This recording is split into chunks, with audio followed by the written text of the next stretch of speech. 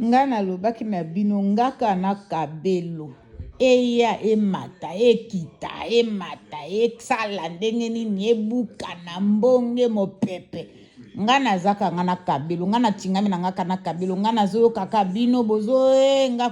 ngana zakuna te na makambu tuona ezoleka na réseaux sociaux ngaka na kabelo ya bandaki ngane tokosukisa ka esika tokosukisa ngaka na kabelo ngana yebi na makambu sute na yebi na makambu ezoleka na réseaux sociaux te ngaka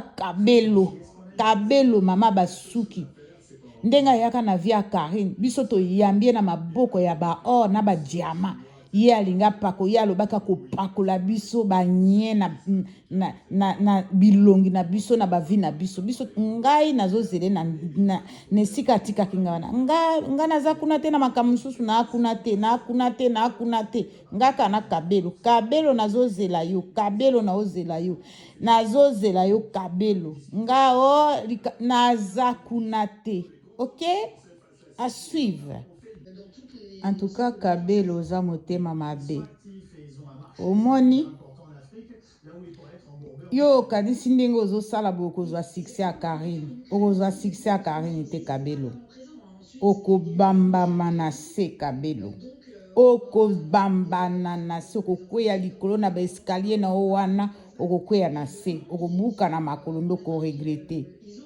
YouTube salu elengi mais wana eza succès te kisi na wana bientôt ekopola kisi wana yo zokanisa ndenge bato nyonso ya réseaux sociaux bakomo lobela ondo komi na succès non okomi nanu te okokoma pete okokoma pe lokola Karine te.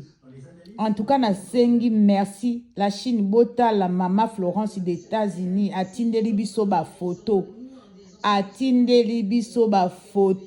biloko oyo kabela zo tuta to longa na sombi boye nga na sali boye botala eza na Chine atindi ba exemple en direct kuna mama Florence aza na États-Unis en direct na Chine botala biloko oyo azo tuta to eza kate na sombaki boye bomoni aza en direct na Chine kuna atindi ba photo botala. Donc tout est possible na lobaki na bino la dernière fois que Chine a salaka ba imitation nyonso ya Louis XIV ya Louis combien ya nini ya banani tous les marques ba grande marque Chine a salaka imitation jusqu'aux vêtements jusqu'aux chaussures jusqu'aux jouets. Mais kabela okansane ya lingala kisabatu poto yende mutaya poto atongo biso to ya ba poto abutu biso to ya ba poto amolili ya za poto atongo